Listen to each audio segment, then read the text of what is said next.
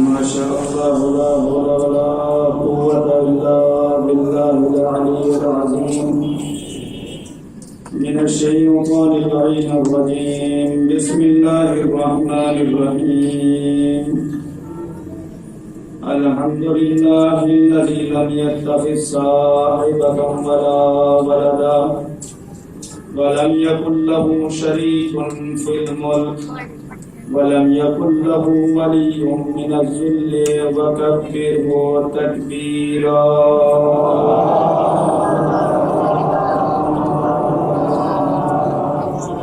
والحمد لله الذي هدانا لهذا وما كنا لنهتدي لولا أن هدانا الله لقد جاءت رسل ربنا بالحق الصلاة والسلام والتحية والإكرام على رسول الثقلين محبوب رب المشرقين والمغربين جد الحسن والحسين أبي القاسم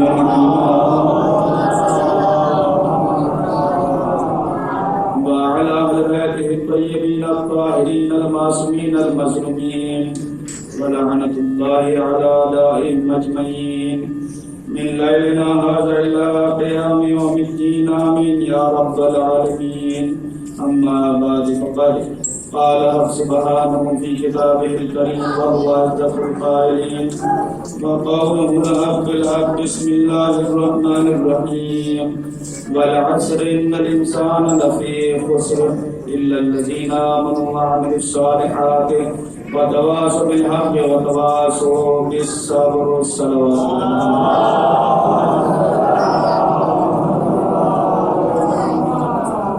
اعزازی گرامی محترم سامعین عزیزان سید شہداء، اپنی بات کا آغاز کرنے سے پہلے ایک بات آپ کی خدمت میں رکھنا چاہتا ہوں، اور وہ یہ کہ کل جب میں امام حسین علیہ السلام ہے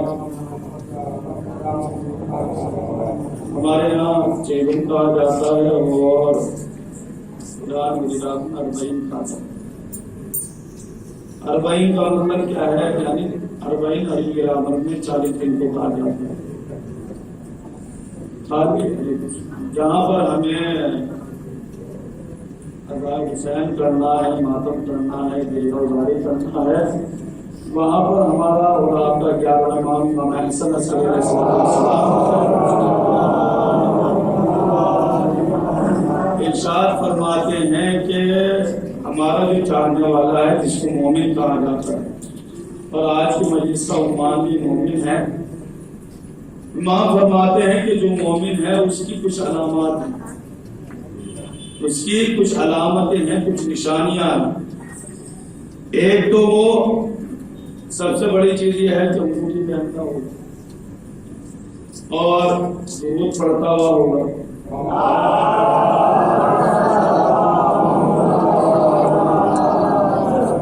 اور 51 رکعت نماز وہ رات دن میں مستحبات کو ملا کر پڑھے گا. اس کے علاوہ امام فرماتے ہیں کہ جب 40 کا دن آئے تو وہ زیارت 40 پڑھے. اس کو چاہیے کہ وہ زیارت 40 پڑھے. اب اس کی ٹائمنگ کیا ہو، اس کا وقت کیا ہو، تو چھٹے امام جعفر صادق علیہ السلام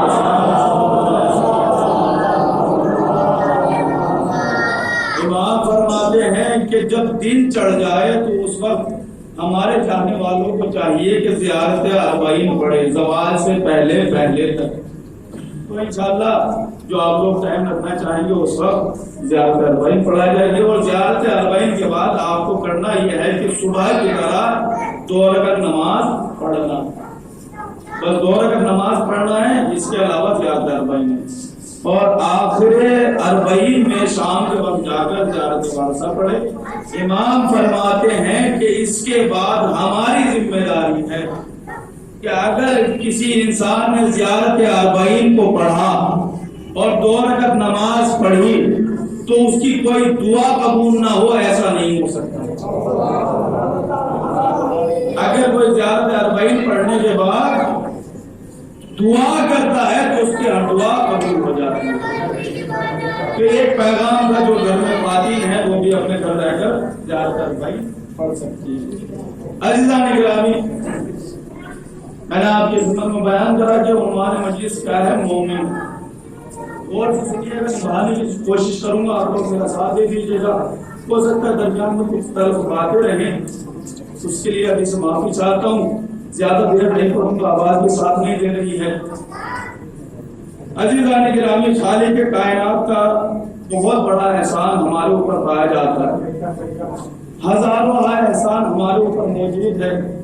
انہی احسانوں میں ایک احسان یہ رکھا اللہ نے کہ ہمارے درمیان قرآن کو رکھا. ورنہ غدیر میں قرآن مکمل ہو گیا تھا، ایمان مکمل ہو گیا تھا، اسلام مکمل ہو گیا تھا، تو اللہ یہ کرتا کہ اپنی کتاب کو واپس منگا لیتا. لیکن عزیزان گرامی، اس نے کتاب کو واپس نہ منگایا، یہ اس کا احسان ہے. توجہ کیجیے گا، اس نے کتاب کو نہیں منگایا، یہ اس کا احسان ہے.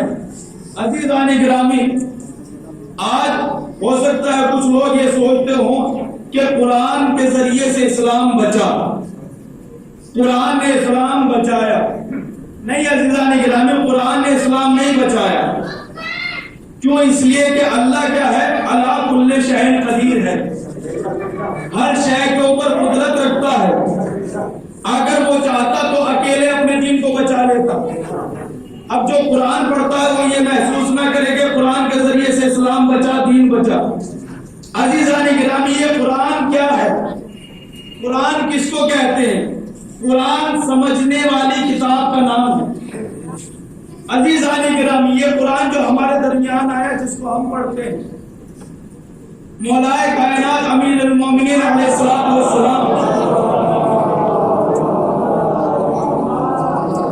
قرآن سمجھنے والی بات ہے. عزیزان گرامی، جب میرا مولا منبر سلونی پر پہنچا تو پہنچنے کے بعد مولا نے کیا کہا؟ سلونی سلونی قبل ان تفقدونی. بھائی ہونا تو یہ چاہیے تھا کہ مولا یہ کہتے کہ آؤ تمہیں قرآن رٹا دوں، آؤ تمہیں انجیل رٹا دوں، آؤ تمہیں زبور رٹا دوں. لیکن مولا نے یہ نہیں کہا، بلکہ مولا نے کمیل ابن زیاد کو مخاطب کر کے کہا، اے کمیل ابن زیاد، یاد رکھنا کتاب کے رٹنے کا نام علم نہیں ہے، سوال کے جواب دے دینے کا نام علم ہے. قرآن کے رٹنے کا نام علم نہیں ہے، بلکہ سوال کے جواب دے دینے کا نام علم ہے. عزیزان گرامی، اب یہاں پر مولا نے جو یہ ارشاد فرمایا، کس سے؟ کمیل ابن زیاد سے. دیکھتا ہوں کہ آپ لوگ اس قول کے اندر کتنا ڈوبتے ہیں. ایک مثال دیتا ہوں. مثال کے طور پر امتحان آ گیا، سر پر امتحان ہے. اب کوئی بھی سبجیکٹ ہو، چاہے وہ سائنس ہو، میتھ ہو، اردو ہو، انگلش ہو، ہندی ہو، کوئی بھی سبجیکٹ ہو، اسی کا امتحان ہونا ہے. آپ نے کتاب کو اٹھایا اور رٹنا شروع کر دیا. آپ پوری رات کتاب کو رٹتے رہے، اور جب صبح امتحان دینے کے لیے پہنچے تو جو ممتحن تھا، جو امتحان لینے والا تھا، اس نے آپ کو ایک کاپی لا کر دی اور ایک پرچہ لا کر دیا اور کہا کہ اس کے جواب لکھو.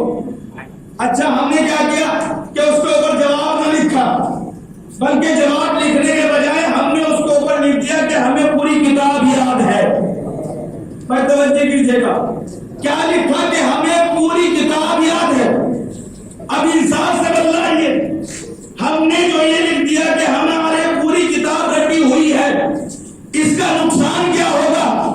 اس کا نتیجہ کیا نکلے گا؟ اس کا نتیجہ یہ نکلے گا کہ ہم فیل ہو جائیں گے. عزیزان گرامی، اب چاہے آپ سر پٹک لیں، چاہے کچھ بھی کر لیں، اب خاندان والے اور رشتے دار یہی کہیں گے کہ یہ محنت نہیں کرتا تھا، یہ کوشش نہیں کرتا تھا، اس لیے فیل ہو گیا. عزیزان گرامی، مثال کے طور پر اگر پرچے میں آئے 20 سوال، آپ نے لکھے 14 سوالوں کے جواب لکھ دیے، تو آپ کو بینیفٹ کیا ملے گا؟ فائدہ کیا ہوگا کہ آپ کو 70% مثال کے طور پر مارکس مل جائیں گے. یا اسی طریقے سے آپ نے 18 سوالوں کے جواب دیے تو آپ کو کتنے نمبر ملے؟ 90%. یا اسی طریقے سے آپ نے 20 کے 20 سوالوں کے جواب لکھ دیے تو آپ کو 100 کے 100% مل جائے گا. لیکن اگر آپ نے یہ لکھ دیا کہ ہمیں تو پوری کتاب یاد ہے،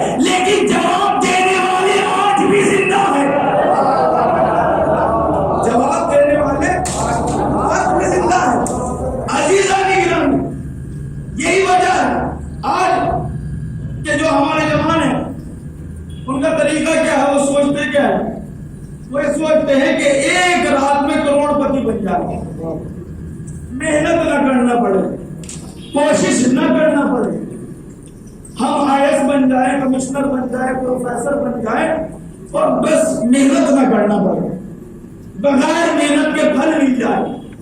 عزیزان گرامی، علی کا شیعہ وہی ہوتا ہے جو محنتی ہوتا ہے۔ اچھا ہوتا یہ ہے کہ جیسے امتحان سر پر آیا تو بچے بھی آتے ہیں اور ماں باپ بھی ساتھ میں آ جاتے ہیں، مولانا کوئی دعا بتلا دو، بس یہاں سے توجہ کیجیے گا، مولانا کوئی دعا بتلا دو، کوئی تعویذ بتلا دو۔ عزیزان گرامی، میں نے جملہ پہلے بھی کہا تھا، پھر دوہرا رہا ہوں، دیکھیے چاہے پورا قرآن آپ گلے میں ڈال لیں، کوئی فائدہ نہیں ہوگا جب تک محنت نہیں ہوگی۔ اور یہ اعلان جو قرآن نے 1400 سال پہلے کر دیا کہ کامیابی کا فارمولا کیا ہے، کامیاب انسان کیسے ہوگا، اللہ نے ارشاد فرمایا والعصر ان الانسان لفی خسر الا الذین آمنوا، قسم ہے زمانے کی سارے انسان گھاٹے میں ہیں، لیکن وہ گھاٹے میں نہیں ہے جو ایمان لے کر آئے۔ توجہ کیجیے گا، وہ لوگ گھاٹے میں نہیں ہیں جو ایمان لے کر آئے۔ عزیزان گرامی، دیکھیے یہ نہیں ہو سکتا کہ انسان مومن خاندان میں پیدا ہو جائے، جو اپنی فطرت کو ایمان کے اندر ڈال دے وہ اللہ کی نظروں میں کامیاب ہوتا ہے۔ کامیابی یہ نہیں ہے کہ جی ہم تو سید صاحب کے یہاں پیدا ہوئے، ہماری ماں بھی سید زادی، ہماری بہن بھی سید زادی، ہمارا بھائی بھی سید زادہ، نہیں عزیزان گرامی، معیار یہ نہیں ہے، بلکہ معیار یہ ہے کہ اپنے کردار کو ایمان کے اندر ڈال دو، اپنے اخلاق کو ایماندار بنا لو تو کامیابی تمہارے قدم چومے گی۔ عزیزان گرامی، لیکن آج کے معاشرے میں، آج کے زمانے میں ماحول کیا ہو گیا، میں آپ کی خدمت میں ایک مثال دیتا ہوں، تھوڑا سا تلخ ہے لیکن سنیے گا غور سے، اگر ہم بات ہو تو میرے ساتھ کیجیے گا۔ مثال کے طور پر میں کسی گاؤں میں گیا، کسی شہر میں گیا، اور جانے کے بعد میں نے پوچھا ذرا اتنا بتلائیے کہ یہاں پر فلاں صاحب رہتے تھے، وہ کیسے زندگی گزار کر گئے؟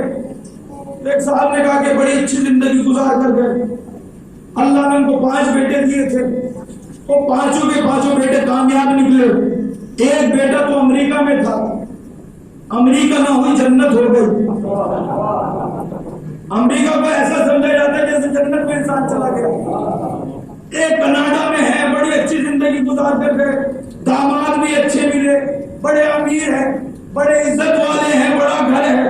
عزیزان گرامی، اسی وقت میں نے پوچھا فلاں صاحب کیسے زندگی گزار کے گئے؟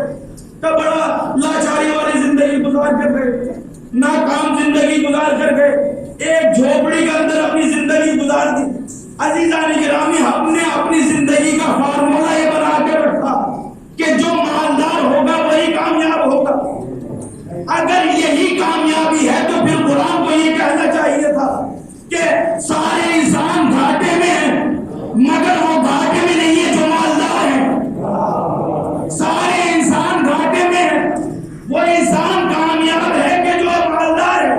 عزیزان گرامی، ہم نے مالداری کو معیار بنایا، لیکن قرآن نے اس کا الگ سلسلہ رکھا، قرآن نے اس کو الگ بتلایا کہ تمہارے یہاں مالداری اور کامیابی اور شے ہے، ہمارے نزدیک کامیابی اور شے ہے۔ تم یہ کہتے ہو کہ جو امیر ہے وہی کامیاب ہے، ہم نے جس کو امیر کائنات بنایا اس کو ایک چٹائی پر بٹھا کر دنیا والوں کو بتلا دیا کہ امیر اور ہوتا ہے، امیر کائنات اور ہوتا ہے۔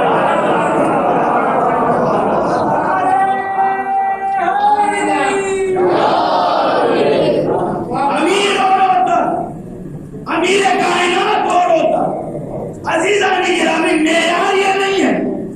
آج کے زمانے میں اگر انسان مالدار نہیں ہے تو ہم اس کو کیا کہتے ہیں؟ یہ ناکام ہے، یہ ذلت کی زندگی گزار رہا۔ دیکھیے کوئی اپنے دل پر یہ نہ لے کہ بھائی میں مالدار ہوں، مالداری کی میں تعریف ابھی کروں گا جو مولا نے بیان کی۔ سنیے گا، ہم یہ سمجھتے ہیں جو غریب ہے وہ ذلت والا ہے اور جو مالدار ہے وہ کامیاب ہے۔ عزیزان گرامی، مولائے کائنات کو جو امیر کائنات تھے چٹائی پر بٹھا دیا اور سوکھی روٹی کھلا کر اللہ نے دنیا والوں کو بھی بتلا دیا کہ غربت ذلت نہیں ہے، بے ایمانی ذلت ہے۔ غربت ذلت نہیں ہے بلکہ بے ایمانی ذلت۔ عزیزان گرامی، مولا کائنات نے کیا کہا کہ انسان کو چاہیے کہ اگر ایماندار ہے تو ذلت والی زندگی نہ گزارے۔ اچھا کوئی یہ کہہ سکتا ہے مولانا اگر ہم مال جمع کر رہے ہیں، اگر ہمارے پاس مال ہے تو اس میں ہماری خطا کیا ہے؟ ہمیں اللہ نے اپنی نعمتوں سے نوازا ہے۔ مولا کائنات نے دیکھیں غریب کی رسوائی نہیں کری ہے، غریب کو برا نہیں کہا ہے۔ جو خود سے غریب ہو رہا ہے اس کو برا کہا ہے کہ محنت کیوں نہیں کرتے؟ محنت کرو، کماؤ۔ وہ شیعی نہیں ہو سکتا جو مالدار نہ ہو۔ ہر شیعہ کو محنت کرنا چاہیے عزیزان گرامی، لیکن ہمارا معیار اور ہے اور مولا کا معیار اور ہے۔ مولا کائنات نے کمائل ابن زیاد کو مخاطب کر کے کہا، اچھا مولا کائنات سے کمائل ابن زیاد نے کہا کہ مولا یہ بتائیے لوگ آپ کو مدد کے لیے بلاتے ہیں، آپ جاتے نہیں، ہمارا عقیدہ۔ کمائل ابن زیاد وہ ہیں کہ جو ہم دعائے کمائل پڑھتے ہیں یہ ان سے منسوب ہے، یہ لوگ کمائل ہیں۔ سنیے گا جانی گرامی، کمائل ابن زیاد نے کہا کہ مولا لوگ آپ کو بلاتے ہیں مدد کے لیے اور آپ مدد کے لیے جاتے ہیں۔ مولا نے مسکرا کر کہا کہ ہمیں دکھ اس بات کا ہوتا ہے کہ لوگوں کو چھوٹی چھوٹی مشکلیں آنے لگتی ہیں، وہ ہمیں پکارنے لگتے ہیں۔ اگر ہماری طاقت اور قدرت کا امتحان لینا ہو تو اس وقت لینا کہ جب خنجر گلے پر رکھا ہو، اگر نہ بچا لے تو ہمیں ایمان نہ کہنا۔ اگر گردن کے اوپر خنجر رکھا ہو اور اس وقت تمہاری مدد کو نہ آئے تو ایمان نہ کہنا۔ تو تمہاری نجات میں کا مولا ذرا اتنا بتلائیے آپ اتنی جلدی مدد کیسے کریں گے؟ تو مولا نے مسکرا کر کہا یاد رکھو کمائل، خنجر چلے گا زمانے پر اور ہمارے قبضہ قدرت میں زمانہ موجود ہے، ہم چاہیں گے تو زمانے کو بدل لیں گے۔ ہم چاہیں گے تو زمانے کو بدل دیں گے۔ مولا کائنات اپنے فضائل بیان کر رہے ہیں، اسی اسنا میں سلمان آ گئے اور جب آئے ہیں تو مولا نے کہا سلمان بیٹھ جاؤ۔ سلمان بیٹھ گئے۔ بیٹھنے کے بعد مولا نے کہا کہ میں ابن زیاد تم بھی سنو اور سلمان تم بھی سنو۔ اب سنیے گا مولا کائنات کی فضیلت۔ مولا کائنات کہتے ہیں کہ خدا بندے عالم نے اللہ نے مجھے 1000 اپنے رازوں میں سے راز دیے اور ہر راز کے 1000 دروازے اور ہر دروازے کی 1000 کنجیاں ہیں۔ اے کمائل ابن زیاد میں لوگوں کو بتانے آیا تھا لیکن مجھے ایسے کسی نے سوال نہ کیا۔ آگے لوگ سوال کرتے تو مولا اتنا بتلا دیجیے میرے سر میں بال کتنے ہیں، یہ بتلا دیجیے آسمان میں تارے کتنے ہیں۔ اچھا سوال یہ ہے کہ اگر مولا نے بتلا دیا تیرے سر میں بال اتنے ہیں تو کیا وہ گن پائے گا؟ آسمان میں ستارے اتنے وہ گن پائے گا؟ نہیں گن سکتا۔ ایسے ایسے سوال لے کر آتے تو مولا کے پاس۔ مولا نے فرمایا اپنی آخری زندگی کہ میری کمر 2 چیزوں نے توڑی، ایک تو جہالت نے اور دوسری دولت نے، اس لیے کہ لوگ دولت کے پیچھے لگے رہے۔ میں ان سے کہہ رہا تھا کہ دیکھو دنیا میں دولت عزت کا باعث نہیں ہے، علم عزت کا باعث ہے۔ میں لوگوں کو بتانا چاہتا تھا، لوگ مجھ سے نہیں پوچھتے تھے۔ تو مولا نے کہا سلمان اللہ نے مجھے اپنے رازوں میں سے 10,000 راز دیے اور ہر راز کے 10,000 دروازے ہیں اور ہر دروازے کی 1000 کنجیاں ہیں۔ تو اس نے سلمان نے کہا مولا ایک راز مجھے بھی عطا کر دیجیے۔ علامہ کاظم عراقی لکھتے ہیں کہ مولا نے جو ایک راز دیا ہے سلمان کو، یہ سب رازوں میں سب سے چھوٹا راز تھا۔ میری طرف متوجہ ہے، یہ سارے رازوں میں سب سے چھوٹا راز تھا۔ مولا نے کہا کہ سلمان جاؤ اور جانے کے بعد فلاں پہاڑ پر جانا اور پہاڑ کے اوپر ہاتھ رکھ کر کہنا کہ مجھے راستہ دے علی نے کہا ہے۔ تھوڑا سا ڈٹ جائیے گا کہ مجھے راستہ دے علی نے کہا ہے۔ اب سلمان اور اب کمائل پر تعجب ہوا، ادھر سلمان اٹھے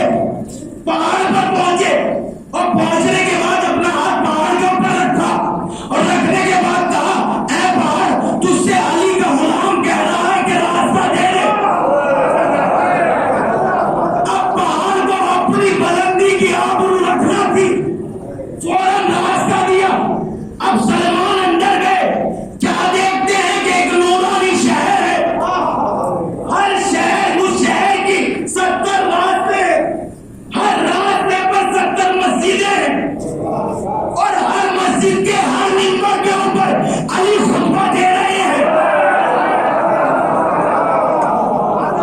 ہر ممبر کے اوپر علی خطبہ دے رہے ہیں. اب سلمان سوچنے لگے علی کو تو ابھی چھوڑ کے آیا تھا, یہاں تو جدھر دیکھو علی نظر آ رہے ہیں, ہر جگہ علی نظر آ رہے ہیں. اب عزیزان گرامی سلمان نے جو سب سے بڑی مسجد تھی اس کے اندر گئے اور جانے کے بعد ایک ستون کے پیچھے چھپ گئے اور چھپنے کے بعد مولا کے خطبے کو سننے لگے. اب جملہ سنیے گا ڈاکٹر, مولا نے خطبہ شروع کیا, بسم اللہ الرحمن الرحیم, علم الانسان ویسمع سلمان, اے انسان تو جان لے اور ستون کے پیچھے جو سلمان کھڑا ہے تو بھی سن لے.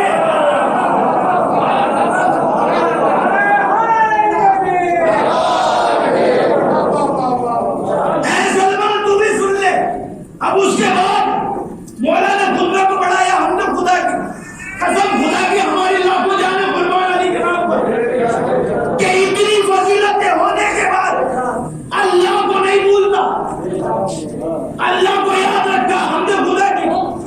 اور اس کے بعد مولا نے خطبہ ارشاد فرمایا, پورا خطبہ نہیں پڑھوں گا, بس ایک ٹکڑا جو آپ کی خدمت میں عرض کرنا. مولا نے کہا لا تقولی لی اللہ بل تقول علی علی. مولا نے ارشاد فرمایا کہ دیکھو یاد رکھو کہ مجھ کو اللہ نہ کہنا, بل تقول علی جم اللہ, بلکہ مجھے اللہ کا جم کہنا, بلکہ مجھے اللہ کا جم کہنا. اب یہ جم کیا ہے؟ مثال کے طور پر ایک صاحب باہر سے آئے اور انہوں نے دروازے پر پوچھا کہ مجھے زیدی صاحب سے ملنا. تو زیدی صاحب بالکل لگے بیٹھے تھے, کہاں ممبر سے. اب انہوں نے کہا کہ جو ممبر سے بالکل لگے بیٹھے وہی زیدی صاحب ہے. اب ذرا انسان سے بتائیے, جب وہ آئے گا اور آ کر دیکھے گا تو وہ ادھر ادھر نہیں دیکھے گا, ممبر کی طرف دیکھے گا اور سیدھے زیدی صاحب کے اوپر نظر پڑے گی. وہ پہچاننے کا یہی زیدی صاحب ہے. عزیزانی گرامی, علی کو اللہ نہیں کہہ سکتے, لیکن اللہ اور علی کے درمیان فاصلہ نہیں ہے. علی کو اللہ سے جدا بھی نہیں کر سکتے. کیوں نہیں کر سکتے؟ اس لیے کہ ذات مظہر الہی کا مظہر مولا کائنات, جو اللہ کی ذات میں کرامتیں پائی جاتی ہیں اس کا مظہر مولا کائنات. عزیزان گرامی, یہ علی اتنا بلند تر ہے, اتنا بلند ہے. تاریخ نے لکھا کہ جب مولا کائنات کو چوتھے نمبر پر خلافت ملی, ظاہری طور سے جب دنیا والے پریشان ہو گئے کہ اب کس کو خلیفہ بنا دیں, تو اسی در پر آئے کہ جو اللہ نے مشکلات تھا, اور آنے کے بعد کہا یا علی آپ خلیفہ بن جائیں. مولا نے کہا مجھے اعتراض نہیں ہے, لیکن میں تمہارے طریقے سے خلافت نہیں کروں گا, بلکہ جیسے میں چاہوں گا ویسے خلافت کروں گا. دیکھیے عزیزان گرامی, عہدے اس زمانے میں بھی ملتے تھے, عہدے اس زمانے میں بھی ملتے ہیں, لیکن عہدوں میں فرق ہو جاتا اور عہدے ایسے نہیں دیے جاتے. جس کو عہدے دیے جاتے ہیں اس کو اختیار بھی دیا جاتا ہے, ذمہ داری بھی بڑھا دی جاتی ہے. مولا کائنات کو جو عہدہ ملا ہے بہت بڑا عہدہ ہے. مولا کائنات کو ظاہری خلافت مل گئی اور مولا کائنات ظاہری خلافت میں بیٹھ گئے. اس دین کے بعد آئے کون؟ جناب عقیل آ کر کہتے ہیں یہ علی بڑا کثیر اولاد رکھتا ہوں, آپ تو جانتے ہیں, مجھے کچھ بیت المال سے دے دے. تاریخ بتلاتی ہے کہ مولا کائنات بیت المال کا حساب کر رہے تھے. جب جناب عقیل بول رہے تھے تو جناب مولا کائنات نے کچھ نہ بولا, اور اس کے بعد ایک چراغ کو بجھایا اور اس کے بعد دوسرا چراغ روشن کیا. سلمان برابر میں کھڑے تھے, علی آپ نے کیا کیا؟ آپ پہلے چراغ میں بھی تو گفتگو کر سکتے تھے. تو مولا نے کہا کہ پہلا چراغ بیت المال کے پیسے سے بنا تھا, اور علی نہیں چاہتا کہ بیت المال کا ایک بھی درہم اپنے اوپر خرچ کرے, لہذا میں نے اپنا ذاتی چراغ روشن کر دیا. اور اس کے بعد میں نے گفتگو کی, اور اس کے بعد مولا نے کہا کہ عقیل کیا کہنا چاہتے ہو؟ علی بڑا پریشان کچھ بیت المال میں سے دے دیجیے. اب تاریخ بتلاتی ہے کہ جناب عقیل نابینا تھے. مولا کائنات نے ایک لوہے کا ٹکڑا اٹھایا, اس کو چراغ کے اوپر گرم کرنا شروع کیا. جب وہ گرم ہو گیا تو عقیل سے کہا ہاتھ بڑھاؤ. عقیل نے ہاتھ بڑھایا, مولا کائنات نے وہ جلتا ہوا لوہا جناب عقیل کے ہاتھ پر رکھ دیا. فوراً جناب عقیل نے اپنا ہاتھ کھینچ لیا. یعنی میں تو مدد کے لیے آیا تھا, آپ مجھے جلانا چاہتے ہیں. اب جملہ سنیے گا اور جان کر مولا فرماتے ہیں عقیل تم ایک دنیاوی آگ سے جل گئے, اگر میں نے کچھ بھی گڑبڑ بیت المال میں کی تو مجھے جہنم کی آگ میں ڈالنا ہے.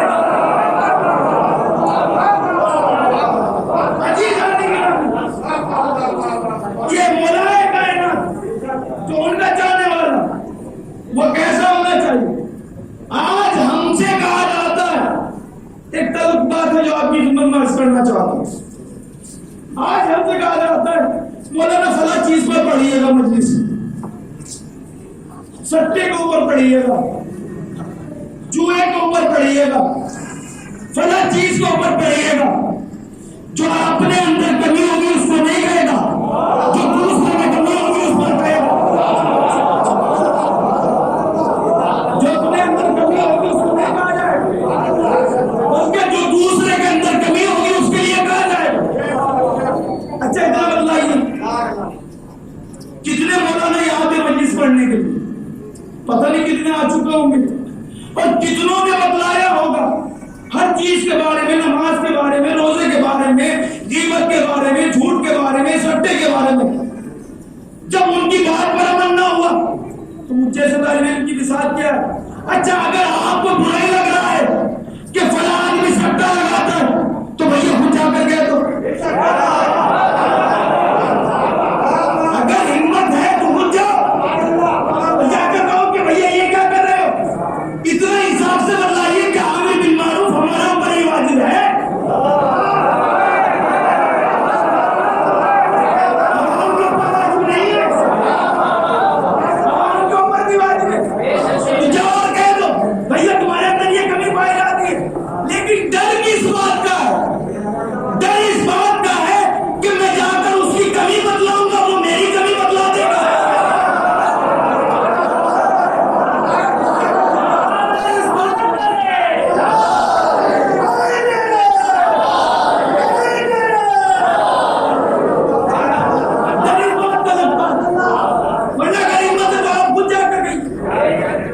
ہمارا کام ہے اسلام بدلانا, رسول بھی اسلام بدلانے کے لیے آئے تھے. سوال یہ ہے کہ سدھرے کتنے اور کتنی اپنی حرکتوں میں باقی رہے. تو جب رسول نہ سدھار سکے تو ہماری کیا مثال. لیکن پھر بھی چونکہ ہم نے ماضی امام پایا ہے, ہمیں اس کا حق ادا کرنا پڑے گا. ہمارا کام ہے بتانا, عمل کرنا نہ کرنا آپ کے ذمہ. عزیزان کرام کہہ دیا جاتا فلاں چیز پر پڑھ دی, کیوں پڑھ دیں, کیا وجہ ہے کہ ہم پڑھیں. ہم اپنی مرضی کے مختار ہیں. عالم اور عوام میں فرق کیا. اچھا اتنا بتلائیے, ہم جو پڑھتے ہیں اپنے باپ کا ذکر پڑھتے ہیں, اپنی ماں کا ذکر پڑھتے ہیں, اپنے خاندان کا شجرہ بیان کرتے ہیں. ایک صاحب کہنے لگے اور بہت سی جگہ کہا جاتا ہے کہ جب امام آئیں گے تو مولویوں کو کاٹا جائے گا. کہتے کہ نہیں کہتے. اب انسان سے بتلائیے عوام بچ جائے گی, بچ جائے گی. کم سے کم ہمیں اتنا تو پتا ہے کہ واجب کیا ہے, حرام کیا ہے, مستحب کیا ہے, مکروہ کیا ہے, مباح کیا ہے. لیکن عزیزان گرامی, لیکن پھر بھی فرق ہے عالم اور جاہل میں, عالم اور عوام میں. عزیزان گرامی آج مسئلہ سب سے بڑا یہ ہے, ہم یہ کہتے ہیں کہ مجلس اعضا کیا ہے, درس کا ہے. کسی بھی قوم و ملت کی قید نہیں ہے. ہندو ہو تو آ جائے, سنی ہو تو آ جائے, ہندو ہو تو آ جائے, کسی بھی مذہب سے تعلق ہو. کیوں؟ اس لیے کہ مجلس حسین اتحاد کا مرکز ہے. لیکن ہم نے اس کو اختلاف کا مرکز بنا لیا.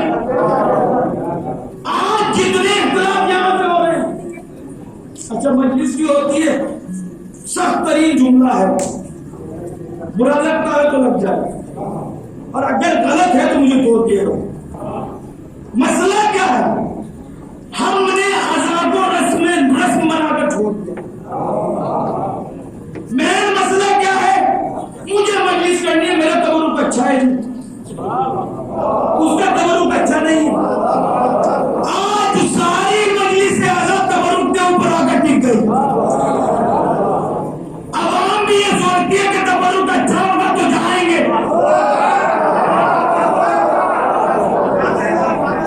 بریانی ملے گی تو کھانے جائیں گے. عزیزان گرامی دیکھیے, ابھی آپ کے لیے دیکھ رہے ہوں گے وہاں عراقی لوگ چلوں پہ جا رہے ہیں, راستے میں جاتے ہوئے 3700 موقع پڑھتے ہیں جہاں پر لوگوں جس کو ہم اپنی زبان میں کہتے ہیں بھنڈارا, جو ہمارے یہاں ان کے لیے لگایا جاتا ہے. اسی طریقے سے عراق میں بھی 3700 موقع لگائے جاتے ہیں. 3700 موقع نجف سے لے کر کربلا تک, اور ایک موقع کا خرچہ 20 کروڑ روپے ہے 12 دن کا. کتنا خرچہ ہے؟ 20 کروڑ. ہو سکتا ہے کچھ کا کم ہو جائے, لیکن منیمم سب کے خرچے زیادہ ہیں. اور اس کے بعد ان کا حال کیا ہوتا ہے؟ کوئی پیروں میں گرا ہوتا ہے, کوئی ہاتھ پکڑ کے لے کر جاتا ہے کہ بھیا چاہے تھوڑا سا کھا لو, لے کر جاتے ہیں. عزیزان گرامی, ہمارا حال کیا ہے اور ان کا حال کیا ہے؟ ان کا حال یہ ہے کہ وہ کھلا کر خوش ہوتے ہیں, ہم کھا کر خوش ہوتے ہیں. آج تو بریانی کھا کر میں اور لے کر بھی آئے. عزیزان گرامی, اپنے جذبے کو بدلیے. آج کتنی تاریخ ہو گئی؟ 20 تاریخ. 19 تاریخ ہے شب 20 لگ چکی ہے, تو 20 تاریخ ہو گئی. کتنے دن ہو گئے؟ 50 دن.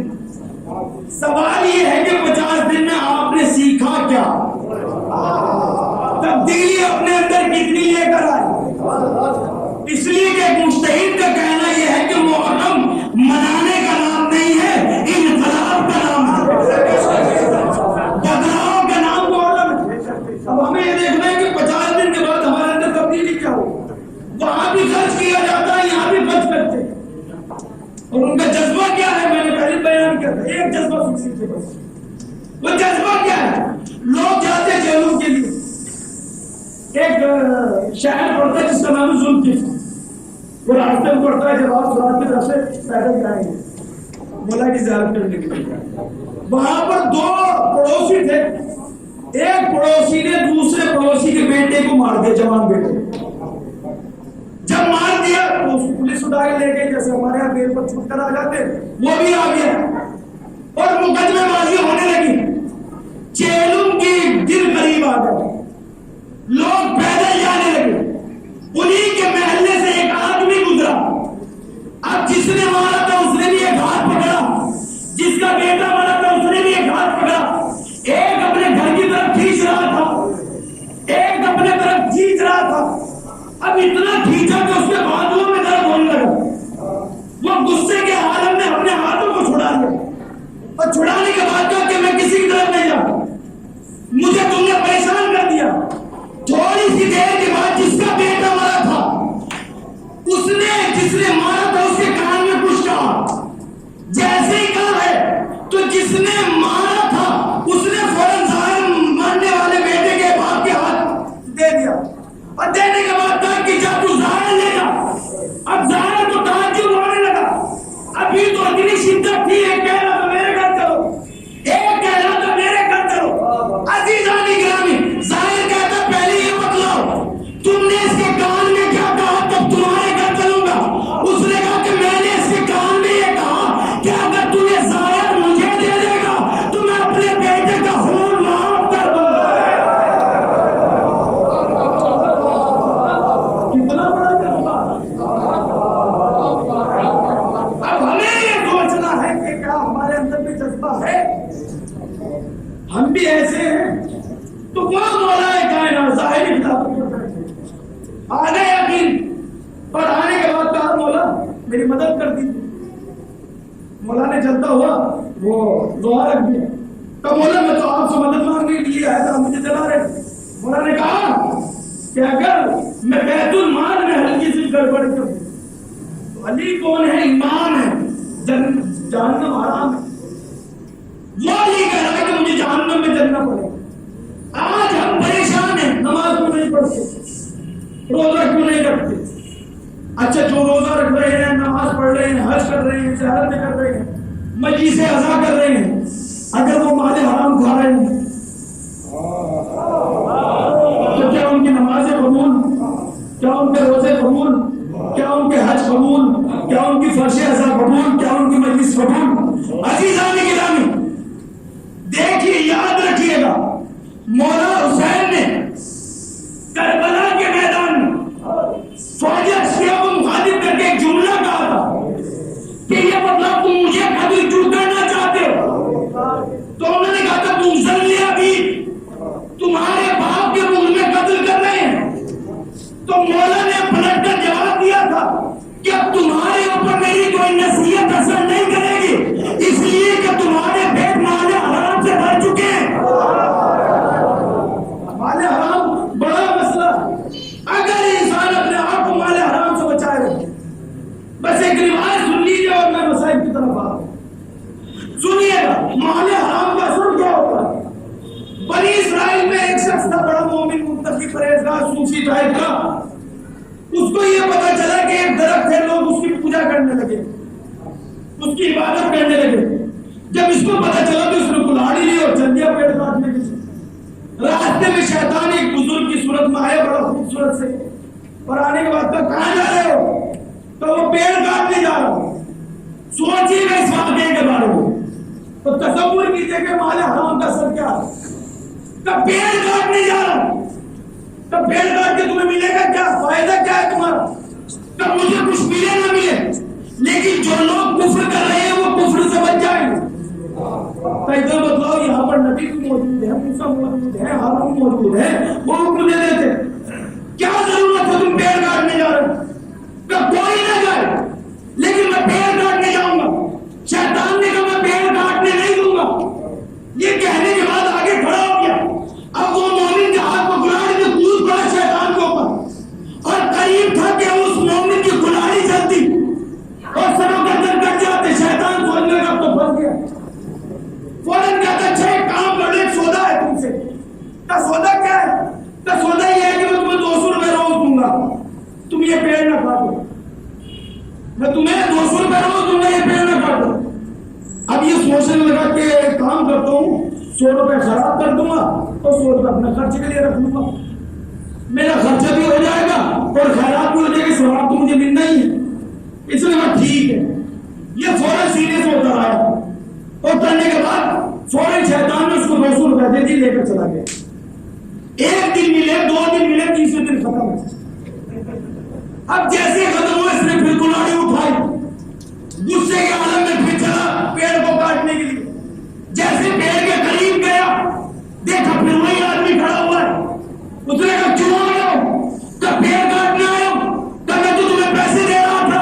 کہ آج تو نہیں دیے. اگر آج دے دیتا تو میں کاٹنے نہیں آتا. شیطان نے کہا میرے ہوتے ہوئے میں پیڑ کاٹنے نہیں دوں گا. اس نے کہا تیری یہ ہمت. اب تاریخ نے لکھا کہ شیطان نے اس کے اوپر حملہ کیا. اب یہ نیچے شیطان اوپر.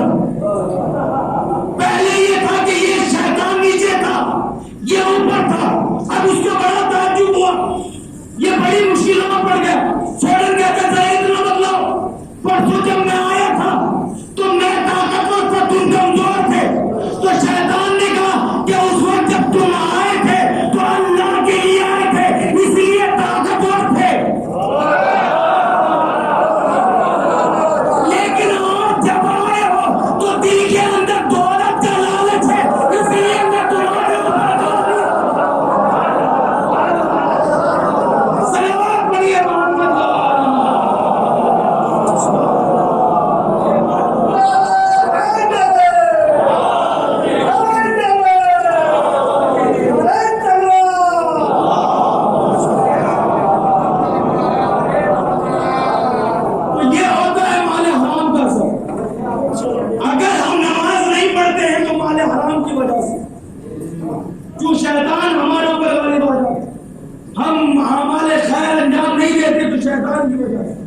شیطان کا غالب آتا ہے کہ جب انسان مال حرام کھانے لگے.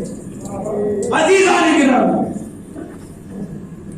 آپ لوگ اکٹھا ہو، کل کیا ہے؟ چہلم۔ یقیناً فضائل میں کمی رہی، مسائل میں کمی نہ کیجیے گا، اس لیے کہ آپ اکٹھا ہوئے ہیں تاکہ زہرا کے لال کو زہرا کا غصہ دیا جا سکے۔ میرا مولا فرماتا ہے کہ جب کسی انسان کو رونا نہ آئے تو حسین کے روزے کی رک کرے، اور رک کرنے کے بعد کہ مولا میرے ان گناہوں کو بخش دے کہ انہیں حسین میں رونے کی وجہ سے رکاوٹ بنتے۔ چہلم منانے آئے ہیں کس کا؟ زینب کے بھائی حسین کا۔ سنیں گے عزیزو، گریے میں کمی نہ کیجیے گا، اور یہ سوچ کر گریہ کیجیے گا کہ جیے جو اگلے برس ہم ہیں اور یہ غم ہے، جو چل بسے تو یہ اپنا سلام حاصل۔ سنیں گے عزیزو، جب قید خانے میں سپاہی آیا اور آنے کے بعد سید سجاد تمہیں یزید نے بلایا، بیمار امام نے اپنی ہتھکڑیوں کو سنبھالا، بیڑیوں کو سنبھالا، یزید کے پاس پہنچے، اور پہنچنے کے بعد یزید نے کہا اے سید سجاد ہم نے تمہیں رہا کر دیا، اب تمہاری مرضی ہے چاہے شام میں رہو یا کربلا مدینہ چلے جاؤ۔ مولانا سجاد نے رو کر کہا کہ میں اپنی پھوپھی اماں سے پوچھ کر بتلاؤں گا۔ جناب سید سجاد چلنا چاہتے تھے، یزید نے کہا دنیا ہتھکڑیاں کٹوا لو، بیڑیاں کٹوا لو۔ امام سجاد نے ہتھکڑیوں کو کٹوایا، بیڑیوں کو کٹوایا، توپ کو اتروایا۔ عزاداروں میرا مولا پہنچا جناب زینب کے پاس، اور جانے کے بعد جیسی زینب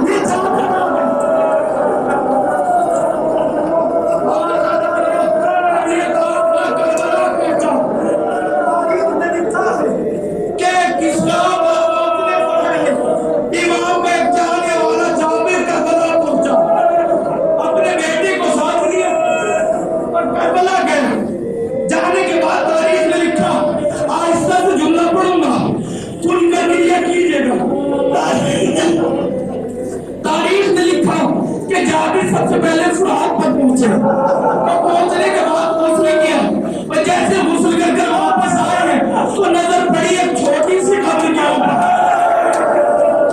جب چھوٹی سی قبر کے اوپر نظر پڑی فوراً پوچھتے ہی یہ کس کی قبر ہے؟ کسی نے آگے بڑھ کر کہا جابر یہ عباس کی قبر ہے. میرا عباس کو بڑا طویل قامت تھا. اتنی قبر چھوٹی کیوں ہے؟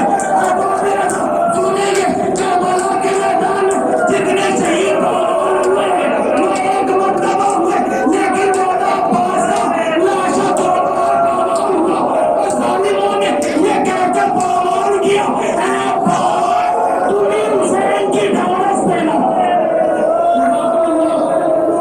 اس کے بعد تاریخ میں لکھا کہ جناب جابر آئے اور آنے کے بعد کہا السلام علیکم یا ابا عبداللہ. جابر نے سلام کیا کوئی جواب نہ آیا پھر سلام کیا کوئی جواب نہ آیا. ہاتھوں کو جوڑ کر کہا مولا مجھ سے کوئی غلطی ہو گئی مجھ سے کوئی خطا ہو گئی مولا میرے سلام کا جواب کیوں نہیں دیتے؟ قبر سے آواز آئی جابر میری قبر سے دور چلا جا اس لیے کہ میری بات آئی میری قبر کا اپنا چہلو بنانے والی اب تاریخ میں لکھا کہ سواری والا شروع ہوئی. ام لیلا نے جناب علی اکبر کی قبر کے اوپر اپنے